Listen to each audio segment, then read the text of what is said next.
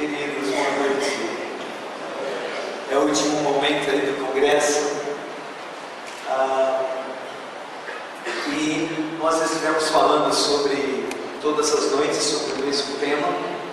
Jesus, na tarde do primeiro dia da sua ressurreição, domingo ainda, encontrou-se com os apóstolos, os discípulos que seriam chamados de apóstolos, muito cedo depois daquele dia, e mesmo que as portas estivessem trancadas, janelas cerradas, ele se pôs no meio deles, e a primeira palavra do Cristo ressurreto aos discípulos foi: paz seja convosco.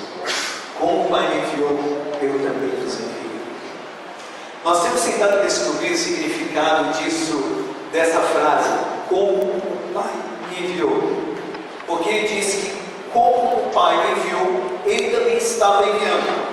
Então, se nós entendemos como o Pai enviou a Jesus, nós vamos entender como ele nos enviou. E aí, quem sabe, engajarmos a mais facilidade, intensidade, profundidade no nosso chamado, na missão que Deus tem para nós. O Maurício está por aí, não, né? Pastor Maurício, não, né? Então, eu vou fazer uma coisa extremamente muito abaixo. Ah, tá. Ixi.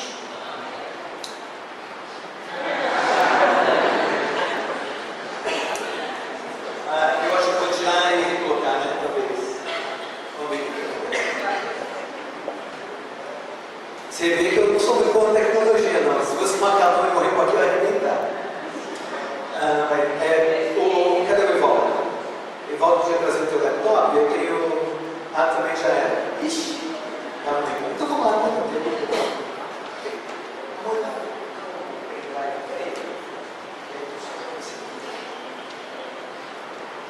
E aí, agora chamamos a ajuda dos universitários. A coisa ficou mais complexa. Bom, Ayrton, cadê o Ayrton? Pastor Ayrton, tudo aí também? Rapaz, todo mundo desapareceu? Mazinho, cadê o Mazinho? Tá aí, Mazinho. Ô Mazinho, vem cá, Mazinho. Então vocês viram mais confirmado que eu não combinei com ninguém. Mazinho pelo menos está, vem cá, Mazinho. Pega o microfone ali. Rapaz, como é diferente. Esse estudo não tem que me ensinar, ninguém ensina. Ele deixou um pouco. Chega aí, Mazinho. É o seguinte, Mazinho não sabe, nem tem nem ideia disso aqui, né? A gente está conversando agora. Depois ele bate. Agora tudo bem. Mazinho, vamos pensar um pouco, falar, nós estamos na sala de casa, todo mundo é aqui amigo, todo mundo ama meada. Vamos pensar um pouco no relacionamento, conversar um pouco sobre o relacionamento de Jesus e João Batista. João Batista e Jesus. Oi, Breno. Né? Sei lá, fala aí. Fala aí, o que pensa, como é que você quer começar isso? Relacionamento João Batista, Jesus, como você começaria?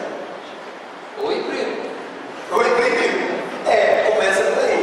Estremece no ventre, né? João Batista ainda está no ventre de Isabel, o pai de João Batista era um profeta, e ficou até mudo, né? Antes perguntaram, como é que vai ser o nome dele? O camarada mudo. Ela engravidou, ela não podia engravidar, e quando Maria chega perto de Isabel, está grávida de João Batista, a palavra diz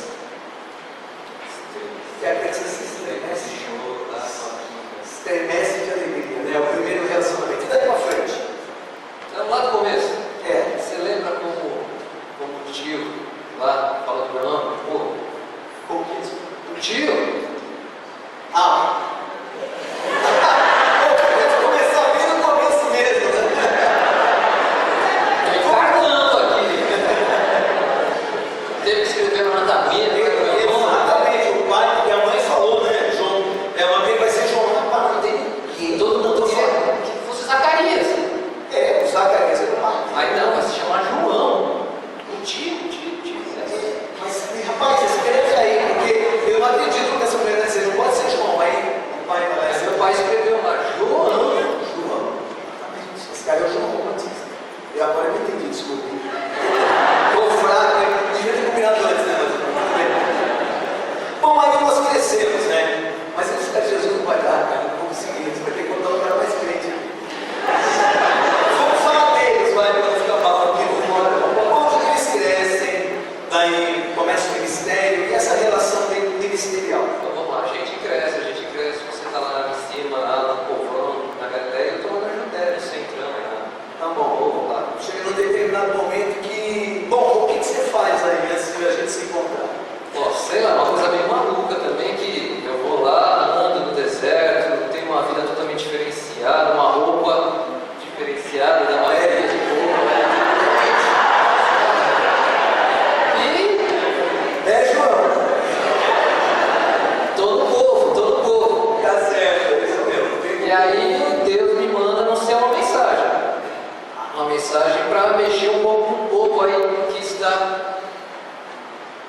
estava. O que mais se pesava na adoração? Qual era a principal mensagem? Arrependa-se, porque o reino de Deus está próximo. E João Batista começa a batizar. Isso Jesus sai da Galileia, vai até a Judeia, se encontra com João Batista, e aí tem um momento aqui meio de crise, né? João Batista vai para ser batizado, ou Jesus vai para ser batizado. Eu? Não, você tem que batizar. Vai deixar assim por enquanto, para que se cumpra o que deve ser. Tipo, né?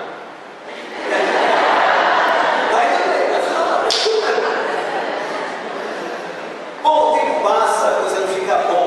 Não ficou muito boa para João, né? João começou a mexer com um camarada lá que era meio grande.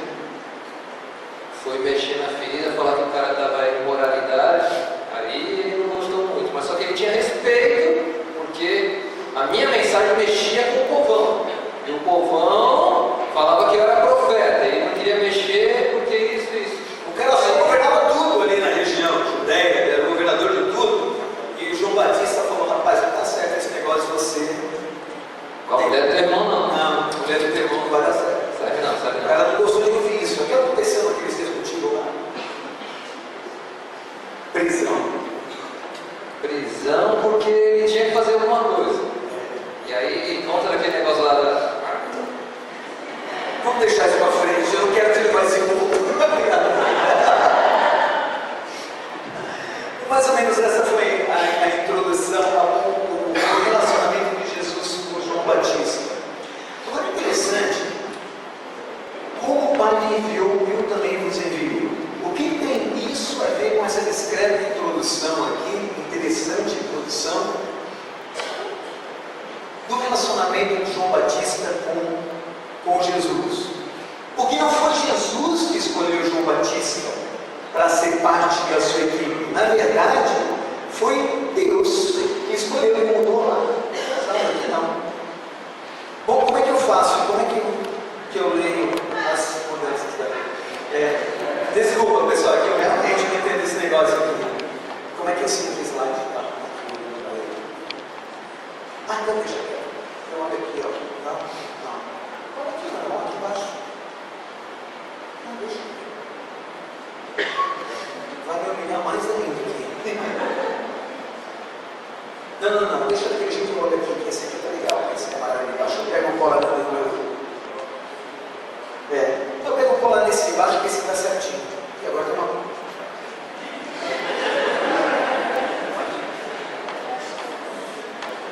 Na verdade, Deus manda João Batista.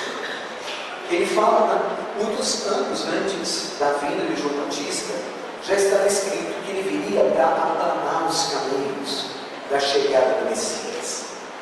Ele seria parte da equipe, o introdutor, o pioneiro. Então, alguém que viria compor a equipe junto com Jesus. Essa era a tarefa de João Batista. Então, Jesus trabalha em equipe, porque Deus planeja a equipe. Então, a primeira coisa que a gente tem que pensar é que o Pai envia em equipe. Ele faz isso, é uma iniciativa dele. Ele manda João Batista, e João Batista é aquele que vai aplanar os caminhos de Jesus percorreria depois no ministério de autoridade profética e messiânica. Então há uma equipe, e esse planejamento nasceu na mente de Deus. Então, como o Pai me enviou em equipe, eu também vos envio. Então a gente tem um novo elemento aqui no envio. Esse negócio de não trabalhar sozinho, de trabalhar em equipe, em grupo, quem faz o quê, quais são as tarefas estabelecidas, e a gente vai ver daqui a pouco que elas são claramente estabelecidas. O Pai não só envia equipe, mas a estratégia é definida. E agora mudou aqui, não mudou ali. Agora esse mudou, esse não.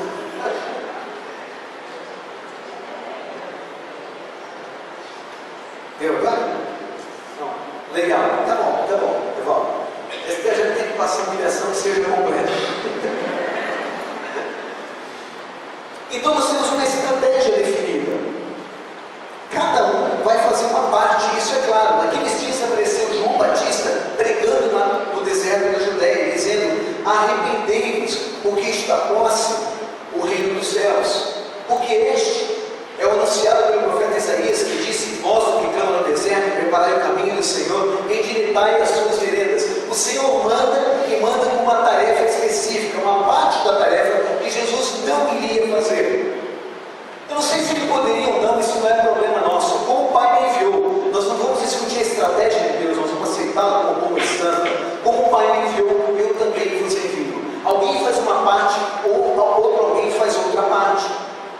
Então, quando nós pensamos em numa estratégia de missões, como o Pai me enviou, esse tipo de estratégia, um precursor, ele vem primeiro, eu venho depois. E também agora está posto um machado à raiz da árvore, toda árvore depois que não produz com fruta é cortada, lançada no fogo. Eu, em verdade, João Batista dizia, vos batizo com água para arrependimento, mas aquele que vem após mim é mais poderoso do que eu, cujas alpargas não sou digno de levar. Ele vos batizará com o Espírito Santo e com fogo. Em sua mão tem a palha, e para a eira, recolherá o sereno, e aí vai. João aponta para o ministério de Jesus, prepara para o ministério de Jesus, mas não faz o ministério de Jesus. Ele tem a parte dele, clara, definida, ele entende qual é, ele não extrapola os limites, ele faz dentro daquilo. Como o Pai me enviou, eu também vos envio.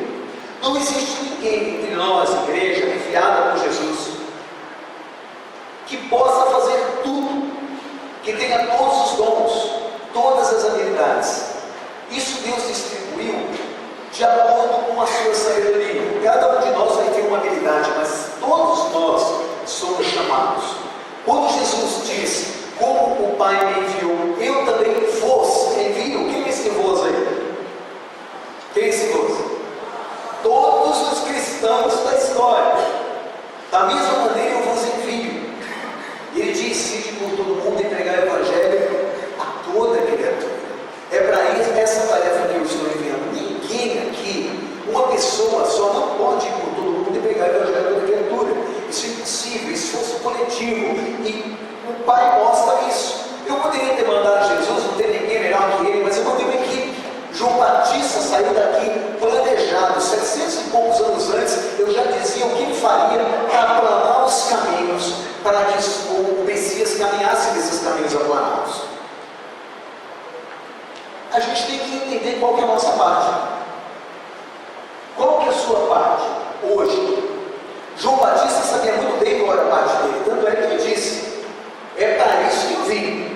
Eu não quero tomar a parte dele, porque eu não sou nem digno de desatar as correias da sandália, mas eu sei muito bem o que eu vou fazer. Isso eu sei. Um não entrava no espaço do outro. Naqueles dias apareceu João pregando no deserto da Judéia, dizendo, arrependei-vos, porque é chegado o reino dos céus. Ele sabia que ele tinha que falar isso, que ele tinha que pregar isso, que ele tinha que apontar para Jesus. Arrependimento exige perdão. Se alguém se arrepende, tem que ser perdoado. Ele não tinha poder para perdoar, mas Jesus falou, eis aqui que tem poder para perdoar pecados. E mais uma vez pegar em pedra para matá-lo. Só Deus tem poder para perdoar pecados. João Batista não podia perdoar, mas podia apontar o caminho do arrependimento, podia chamar o arrependimento, e foi o que ele fez. Então ele tinha uma parte e não abria a mão dela. E Jesus, deixando Nazaré, foi habitar em Cafarnaum. Isso tempos depois. Tempos depois. Ele só deixa Nazaré. Bom, eu não vou falar agora, porque é uma surpresinha aqui para frente. Mas tem um momento que ele começa o ministério público dele, que eu vou dizer daqui a pouquinho. Mas ele deixa e começa o seu ministério público. Até então ele não fala, mas agora ele começa, inicia o ministério público dele. E ele, por profecia, deixa a região de Nazaré, vai habitar em Cafarnaum, a região à beira-mar, ali perto de Naftali, Zebulon. E desde então começou Jesus a pregar e dizer, arrependei-vos, porque é chegado o reino dos céus. Peraí. Vou ver se eu entendo bem. O nosso João Batista falou, lê lá, mais escurinho. E quando Jesus começou o ministério,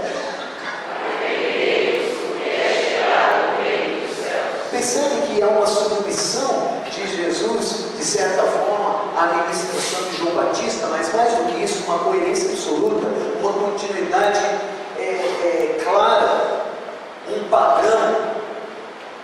É uma coisa bem pensada. A equipe faz isso, tem uma estratégia definida. Nós vamos fazer partes diferentes, mas a gente vai tratar do mesmo assunto. Cada um vai fazer uma coisa diferente, mas nós vamos tratar do mesmo assunto. Como é que a gente pode fazer isso na igreja? Alguns, por exemplo, são olheiros. Eu amo esse pessoal da terceira idade.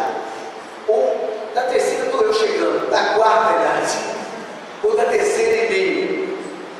Gente como o seu João Júlio, meu pai, minha mãe, outras pessoas aqui dessa geração, que tem uma capacidade, uma habilidade de ler pessoas que nós não temos ainda. E mais, eles já aprenderam, se forem crentes mesmo, esses que eu citei são, já aprenderam a falar menos e ouvir mais. A gente ainda não.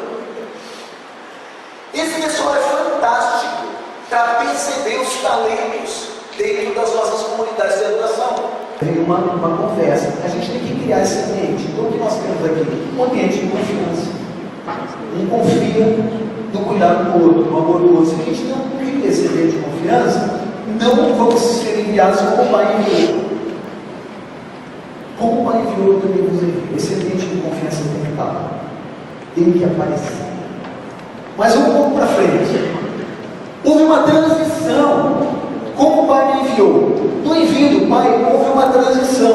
Tem um momento que o ministério de João Batista começa a apagar lentamente, não substituir, porque o que se constrói substitui, mas ele vai apagando e o de Jesus vai acendendo. Existe uma transição clara, que é estratégica também, é intencional. Dá para dizer que é intencional ou não?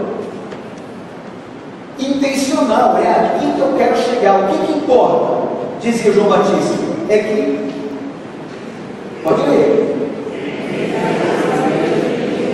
João Batista falou, mais importante que Jesus cresça e que eu diminua. Então existe uma estratégia de passar o bastão, de transição. Um vai diminuindo, o outro vai crescendo. É intencional, não acontece por acaso. Meus amados, tem gente que quer que missões aconteçam por acaso.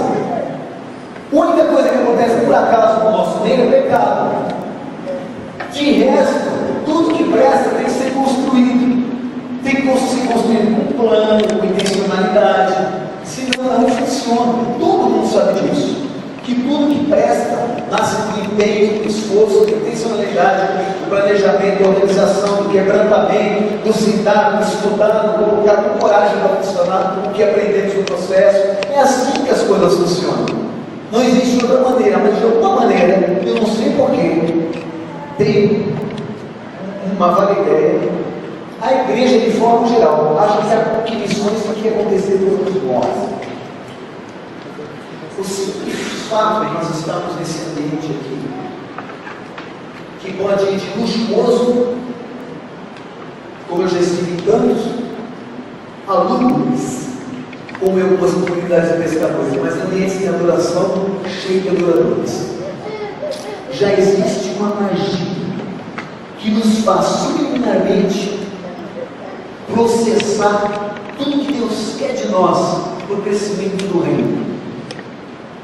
Eu não sei por que a gente pensa que é assim, porque nunca foi. Você pode ver que eu, livro de Atos, do começo ao fim, tudo planejou, pensou, e mesmo quando aconteceu uma diáspora ali no Novo Testamento, o pessoal saiu, não era intencional, se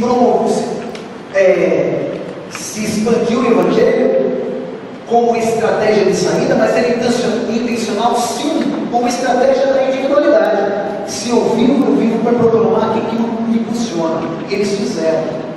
E o Evangelho estava crescendo na região, porque cada crente sabia qual era a sua parte. Eu perdi a comunidade, estou correndo pela minha vida, mas eu não perdi a minha individualidade. Eu sei quem eu sou diante de Deus. Eu não vou abrir mão de obedecer uma pessoa com indivíduo, que vai para aquilo. Mas quando a coisa se torna um pouco mais oficial, como é o modelo que temos aqui, que ainda não estamos sendo perseguidos, pelo menos não no grau que outros irmãos estão ao redor do mundo, dá para se planejar como a igreja de Antioquia se planejou. Então, aleijado estavam, que o Espírito Santo não precisou falar muito. Ele só falou separar agora Barnabé e Saulo para a obra que eles tinham chamado. Acabou. Sabia que obra que tinha chamado, sabia tudo. Só faltou tempo. Daí o Espírito não precisou dizer nada. Pegaram os camaradas, oraram por eles, desceram a Seleucia, que era um porto lindo, aliás, enviaram para Chipre. E aí o pessoal foi fazer viagemzinha missionária ali, viagemzinha, uma viagem missionária maravilhosa ali, viagemzinha. Uma viagem, marcou a história. Mas a igreja ouve a Deus organizacionalmente, organicamente, melhor dizendo, ouve a Deus e dá os passos que tem que dar. É um negócio planejado, intencional, uma estratégia definida e que também tem a entrega do bastão. Até aqui vocês fazem essa parte, agora essa parte de vocês ministraram aqui, agora vão ser enviados, depois vocês vêm, importam e fizeram isso depois de 3 anos e meio mais ou menos, voltaram a edificar a igreja. No caso de Jesus foi assim, é necessário que ele cresça e que o diminua. Isso vai acontecendo. João Batista vai diminuindo, Jesus vai crescendo. E olha lá o que acontece. Durante o ministério de João, Jesus cala. Você não vê Jesus pregando, abrindo a boca durante todo o ministério de João Batista. Ele já é Messias? Ou ele passou a ser o Messias no determinado momento? Ele já era Messias? Assim, já era Messias? Porque ele ficou calado enquanto João Batista ministrava. Ele ficou mesmo, como ele tinha comigo. Jesus, porém, ouvindo que João estava preso, voltou para Galiléia, deixou Nazaré, foi habitar em Cafarnaum, e desde então começou a pregar. Só aí começou a pregar quando João estava preso. Enquanto João estava solto, Jesus não abriu a boca, não pregou, não ministrou, mas ele já era Messias. Ele percebe o momento da transição. Acabou a parte do meu amado, ele vai diminuindo, eu vou crescendo. Ele passou bastante, agora como eu. Mas eu vou correr junto com o camarada, não vou atrapalhar ele aqui. Eu tenho visto gente assim, com ciúme de ministério que Deus me usou para fazer. Pessoal, não tem nada mais absurdo do que você ter ciúme de uma construção que não foi você que realizou. Como você pode se enciumar daquilo que você não construiu? Pode alguém construir o reino que não seja Deus? Não. Aí tem um ministério lá que Deus te usou para fazer. O ministério é teu ou é de Deus? É de Deus. Você é um mau necessitado. Cara, foi mal Você é peça do processo, mas o negócio foi Deus que fez, não foi a tua beleza que fez aquele negócio acontecer. Se fosse, não ia acontecer nada que fosse prestar tanto assim. Porque a grande missão é de Deus, de resgatar, de restaurar, de salvar, de redimir, de curar, de perdoar, de motivar, encorajar. Nada disso a gente sabe fazer. Só Deus sabe fazer. Nós só somos um instrumento do processo. Aí o camarada sai, o ministério está lá, e ele tem ciúme desse ministério e fica zicando, atrapalhando, perturbando o próximo que chega lá. Tendo ciúme de algo que ele não construiu. Ou uma teologia extremamente equivocada, eu fiz isso, eu converti essas pessoas, né? Rapaz, ali a coisa é ruim mesmo. Ou então é um desacerto que prejudica o reino. Como o Pai me enviou, eu também vos envio. Fica quieto enquanto João estava falando. Fica quieto. Filho, não é a tua parte de falar, é a tua parte de calar. Aí João é preso. E só aí Jesus começa a pregar. E ainda prega exatamente o que João estava pregando. Exatamente a mesma coisa. Arrependei-vos, porque é chegado o reino dos céus. Havia uma sequência, uma continuidade. Aí ele vai para frente, claro, outras coisas acontecem, mas no processo de como o Pai me enviou também vos envio, um afirma o outro, um apoia o outro, um fala bem do outro. Publicamente falando, um só falava bem do outro, não vai ouvir mal da gente. Você não vai ouvir, não deve ouvir, é proibido ouvir, um falando mal do outro. Eu vou contar uma coisa aqui. Bem no começo do nosso ministério, a gente nem tinha filhos ainda. Não tínhamos. E uma vez a gente estava tendo uma conversa, e um de nós falou para o outro, eu e Damares, lá numa vilazinha de pescadores. Um de nós falou para o outro, você sabe que isso que você me falou sobre esse terceiro aqui me fez mal? Porque antes de você falar, eu tinha mais apreciação por essa pessoa do que eu tenho agora, 5 minutos depois. E eu acho que o que aconteceu aqui, por conta da nossa intimidade, foi um envenenamento. Eu acho que eu fui envenenado pelas suas palavras. Isso não me fez bem. Elaboramos aquilo ali, passamos algumas horas conversando e fizemos uma decisão. De hoje em diante, eu posso falar sem medo de errar. Ela é uma das melhores pessoas dessa área que eu já conheci na minha vida. A mãe dela era assim. Aliás, nem era convertida, né, Silvia? Então hoje ela é boa nisso. A Silvia tenta falar mal de alguém perto da Silvia, vê se ela não rebate. Mas tu conhece muito bem essa pessoa e vai falar 2 vezes de bem sobre aquilo que você falou de mal para ela. Não é um dom da tua mãe? Não é um dom dela? Então tá dormindo, desculpa, mas depois tu vê a gravação. É assim que a gente pega o pessoal. E ele estava olhando para mim, eu saí da frente e ele continuou olhando. Não, brincadeira. Mas todo mundo tem que ter essa habilidade. Todo mundo tem que ter essa habilidade. De falar bem. Se alguém falar mal, tenta parar a pessoa.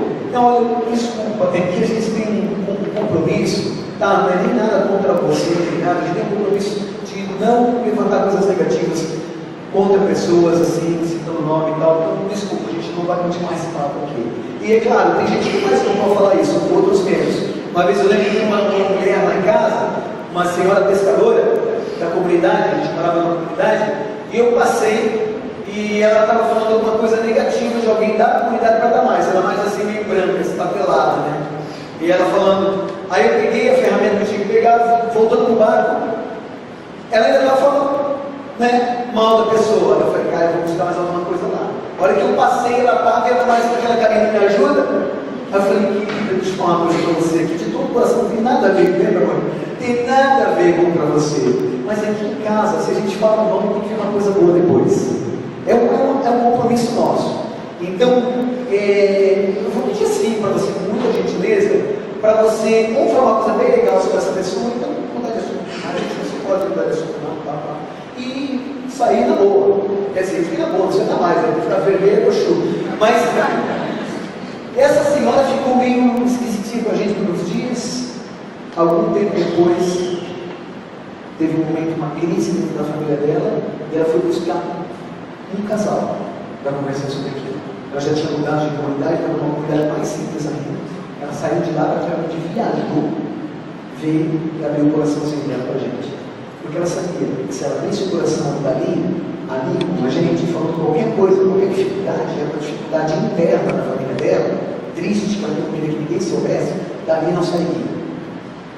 Porque se a gente falasse o nome dela, ia ser uma coisa boa da nossa boca. Ela veio e abriu o coração para a gente foi buscar o coração dela. Até hoje ela está velhinha, né? Mais velha que o pouco. E o pai foi mal essa, né? Ela madura, ela ainda é uma grande amiga. Então, coisas humildes. Fala bem da tua equipe. Pessoal, a gente tem mania de não fazer essa parte. Como o pai me enviou, eu também vos envio a ensino de Jesus. O pai enviou assim, um fala bem do outro. Eu também vos envio. É para a gente fazer o quê? Fala bem uns dos outros. É simples assim. Apreciar tudo mais. Imagina, um cristão falar mal do outro. Vamos dizer que você falou mal de mim para o meu vizinho.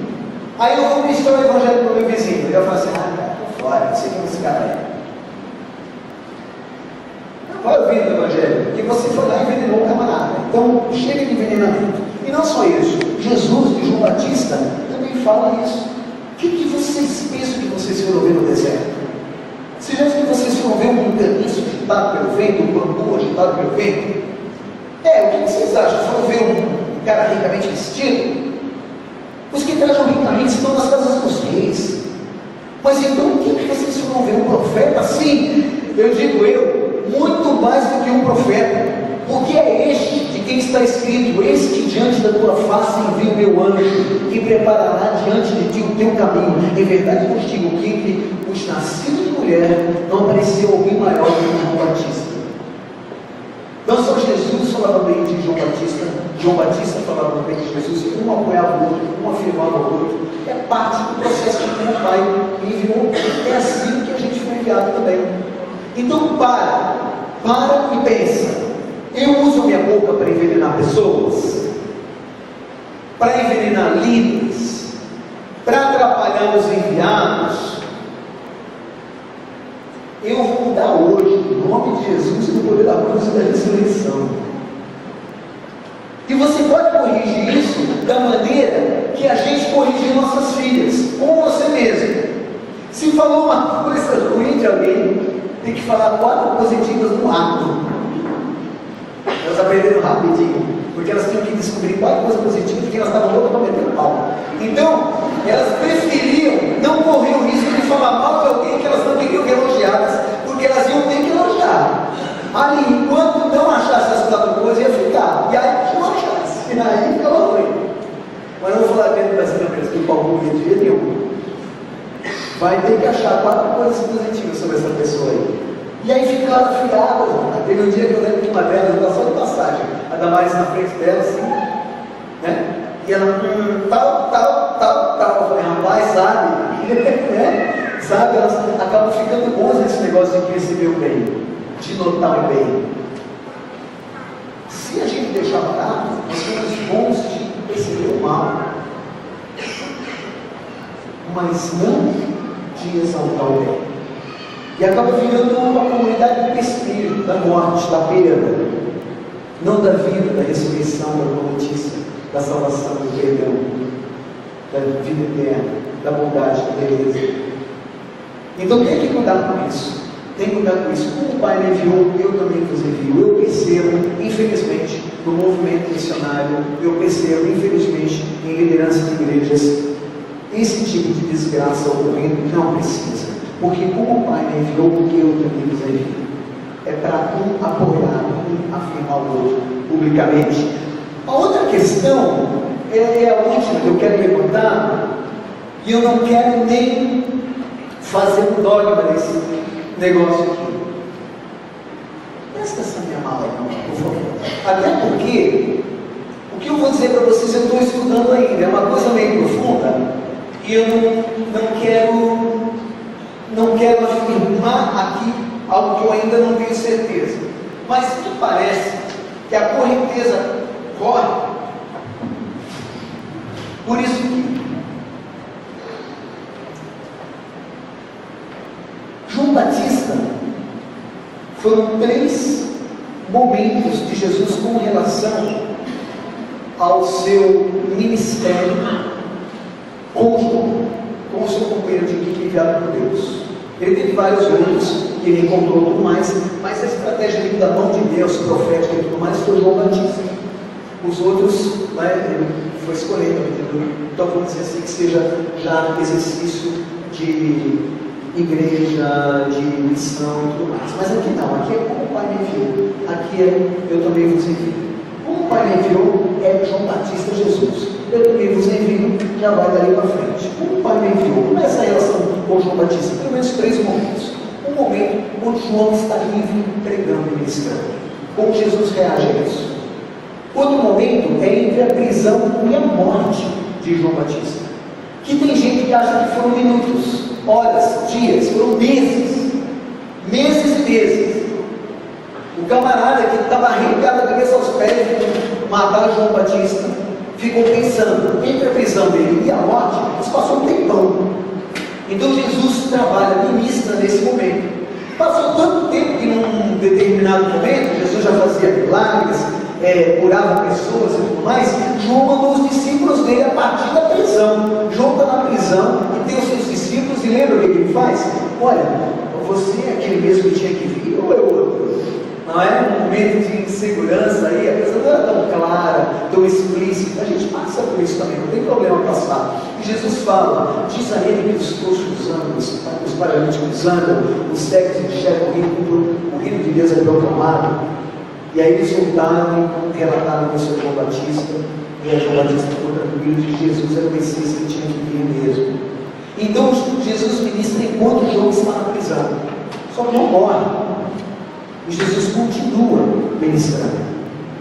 E eu comecei a estudar a ministração de Jesus com relação a esses momentos de João Batista.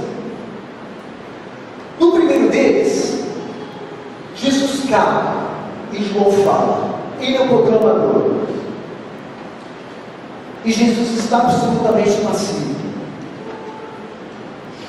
em termos ministeriais, proféticos, de pregação. João Batista é preso e Jesus começa a ministrar. João Batista morre e Jesus continua ministrando. Aqui, entre a vida de João antes da prisão e depois da prisão, existe uma diferença. Será que também existe uma diferença entre o momento que João está preso e depois que ele morre? Será que Jesus muda de foco ministerial? Existe alguma mudança? Eu comecei a estudar isso. Eu não cheguei no fim ainda, porque eu não analisei todos os evangelhos e as dicas nos livros, tanto de Atos quanto outras dicas que tem nos outros livros do Novo Testamento, os outros 17, lá dos 19, o que mais que isso? Não vi isso, tudo isso, mas Mateus eu estudei bem. E ele traz uma cronologia muito legal ali. E eu percebi uma diferença. Eu anotei aqui cada um dos grandes fatos que ocorrem depois, antes e depois do ministério de Jesus, antes e depois da morte de João Batista, enquanto ele está preso e depois da sua morte, entre prisão e morte e depois da morte, tá? Então eu vou narrar os dois, vocês vão ver que coisa mais interessante. Eu queria começar mostrando para vocês que Jesus dá absoluta prioridade a ensino e cura no momento que João Batista é preso. E só ali, eu vou mostrar isso para vocês nesse versículo aqui. E percorria Jesus, isso em Mateus 4:23, então logo após a prisão de João Batista. Então, em João Batista, Jesus escolhe os discípulos, e aí esse versículo acontece. Ele não tinha nem enviado os 12 ainda, ele só está com um pescador atrás dele, não tinha chamado Mateus ainda, não tinha chamado Natanael, o Simão Zelote, esses camaradas não tinham sido chamados ainda, só está por enquanto os 4 pescadores atrás dele, Pedro, André, Tiago e João, começa a ministrar ali de cara, até o 22, é aquele versículo de largaram o barco, o pai e seguiram. É um versículo anterior a esse, que é do 18 ao 22. No 23, já diz o seguinte: e percorria Jesus toda a Galileia, ensinando nas sinagogas e pregando o evangelho do reino e curando todas as enfermidades e moléstias entre o povo. E a sua fama percorreu por toda a Síria, e trazendo todos os que padeciam, acometidos de várias enfermidades e doenças, os endemoniados, os lunáticos, os paralíticos, e ele os curava.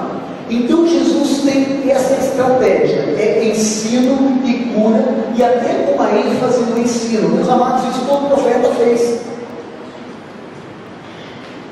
Todos os profetas que vieram antes em Israel fizeram essas coisas, ensinaram e curaram. Eram prerrogativas proféticas. Por enquanto ele pode ser interpretado como um máximo profeta, até ressuscitaram pessoas que ainda estavam no ambiente da cura, de cuidado físico. Quem que ressuscitou o menino lá da sua, lá ressuscitou? Elias. Então os profetas fizeram isso, curaram pessoas e ensinaram e curaram. Então, por enquanto, Jesus tem o seu ministério profético, ou o aspecto profético do seu ministério, saltando distintamente no meio do povo. Passa a ser explícito: esse homem é profeta. Sabe-se disso. E eu vou ler aqui o que ele fez mais importante nesses dias. Ele falou das bem-aventuranças, falou do sal da terra, a luz do mundo, ensino. Falou que veio cumprir a lei, ensino. Falou sobre o homicídio, ensino. Falou sobre o adultério, ensino. Falou sobre divórcio, juramentos, vingança. Sobre amor aos inimigos, ajuda aos necessitados, sobre oração, sobre jejum, sobre tesouros do céu, sobre a ansiedade, sobre julgar o próximo, ou atitude de julgamento. Falou da necessidade de se persistir em oração. Falou das portas estreitas, tudo isso cronologicamente, tá? Da porta estreita e da larga. Ele falou também da árvore dos seus frutos, do prudente e do insensato. E aí ele começa um momento de mais curas. Até ali ensina. Eu já estou lá pelo capítulo 6, aí a cura do centurião, do servo do centurião, a cura da sogra de Pedro, tadinho. Os ensinos sobre dificuldade de seguir. Você pensa que é fácil de seguir? Não é não. Aí ele tem um tempo único, é só esse, com os seus discípulos, e mais tem que ir num barco em que ele ultrapassa esses limites. Eu já vou falar sobre isso. Depois ele liberta o endemoniado gadareno, está lidando com a vida do indivíduo, cura o paralítico, tem o chamado de Mateus, fala do jejum, ressuscita a filha de Jairo, cura os 2 cegos e um mudo, tudo junto. Ele denuncia, faz diversas denúncias contra o poder público, político e principalmente religioso da época. Ensina nas sinagogas, faz mais curas. Já estou no capítulo 9, tá? Olha onde eu estou já estou no capítulo 9. Ele, lá no 11, que o nosso amigo morre. Ele denuncia que os trabalhadores são poucos. Envia os 12.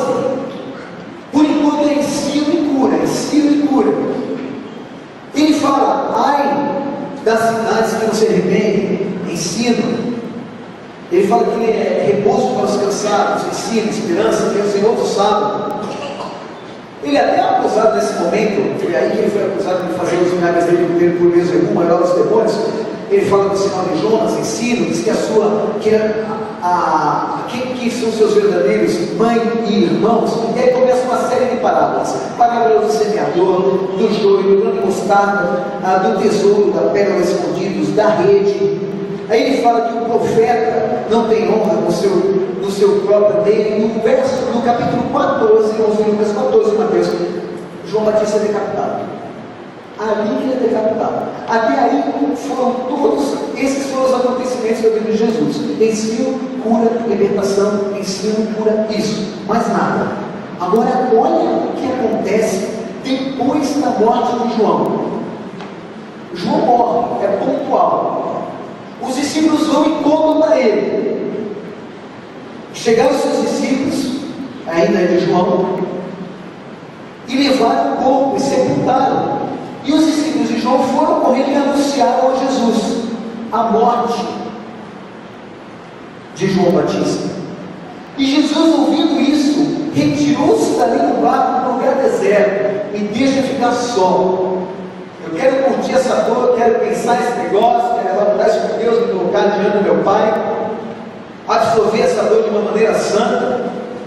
Mas tem uma multidão que vai seguindo a pé. E ele encontra com essa multidão logo depois. E ele, diz a palavra, a todos cura. E é nesse momento, que depois de ministrar e etc., os discípulos chegam para ele e falam assim: Senhor, essa pessoa está com fome, já é tarde, não é melhor dispensar os moldes? E Jesus multiplica os pães. Cura. Tinha o medalhão profético, afirmação profética, carga profética. Multiplicar pão e peixe nunca ninguém tinha feito na história. Até aqui ele é reconhecido como profeta. Aqui ele começa a se mostrar como Messias. Multiplica os pães. No dia seguinte, o próximo acontecimento, o que é? Anda sobre as águas. Agora alguém domina sobre a natureza. Multiplica pão de novo. Tem um carro sendo lixado no banco? Desculpe, irmãos. EDP 0678, Fiesta Preta. É a CT está querendo deixar lá. Então, se você é dono do Fiesta Preta, por favor. Não, tudo bem. Desculpa, querida. Depois eu repito para você não responder. Alguém sai com ela, por favor, um líder, alguma coisa. Isso é bom, obrigado. Sai da dor já, tá joia? Senão vai sair, tá bom esse negócio aqui. Igreja assim, não dá para ser tão sozinho, não. Aqui não tem que mudar a gente não. Mas ali Jesus começa a mudar. E mais do que evidência de profeta, começa a cheirar Messias esse homem. E não para mais. Ele começa a mostrar poder sobre a natureza, a dominar a natureza. Ele começa a falar que ele sim pode perdoar pecados. Ele começa a se mostrar como Altíssimo. Ele diz: eu e o Pai somos um. É tudo daí para frente. Eu posso estar viajando aqui, eu estudei muito profundamente esse negócio ainda.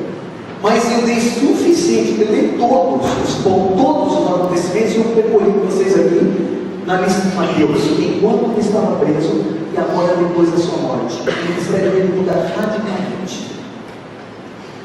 Meus amados, eu não sei todo o significado disso, mas como o Pai me enviou, eu também vos envio.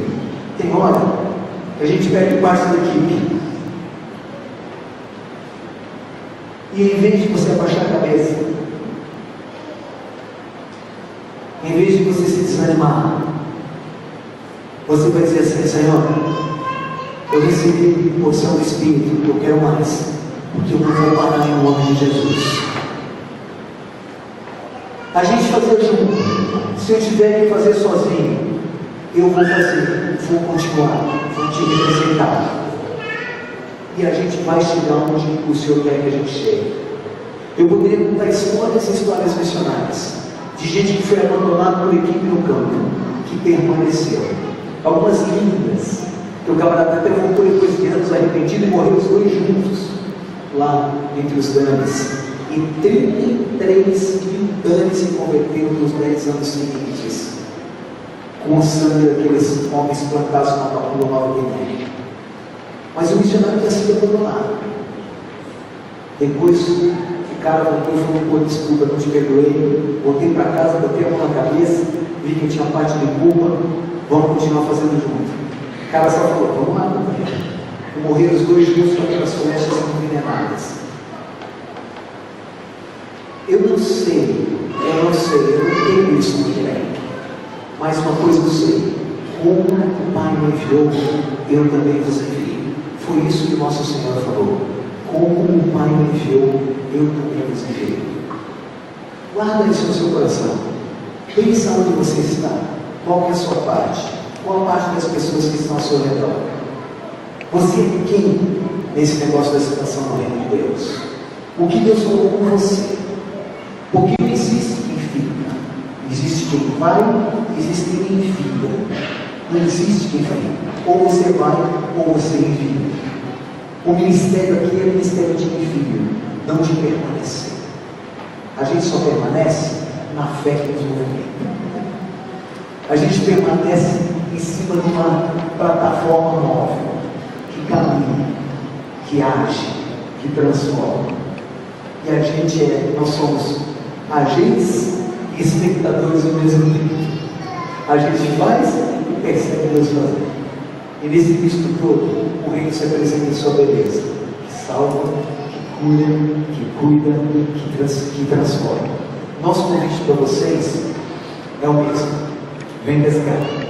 Não vamos parar, mas saia daqui contrito e motivado, encorajado a questionar qual é a sua parte e corajoso para cumprir. Vamos ficar de pé e orar. Não pode continuar sentando. Não, brincadeira.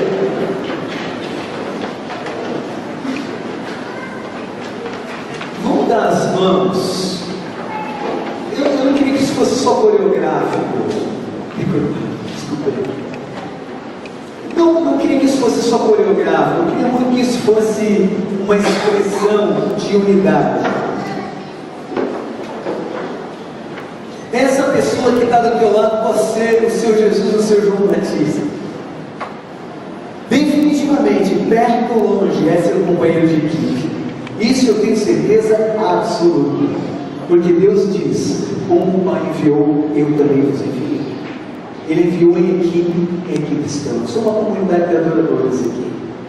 Então, isso passa muito só as mãos dadas.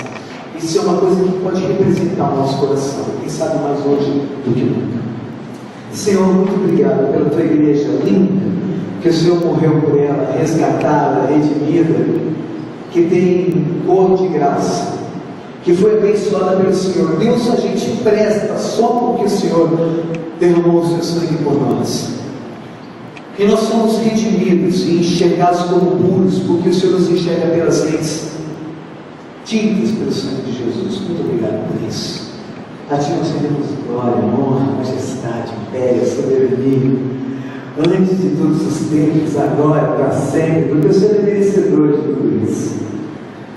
E Pai, como igreja, como comunidade de adoradores, nós queremos aqui pedir que o Senhor nos revele de uma maneira ainda mais clara, e gostaria muito eu que inequívoca qual que é a nossa posição na expansão do reino hoje, aqui, agora, nesses próximos dias.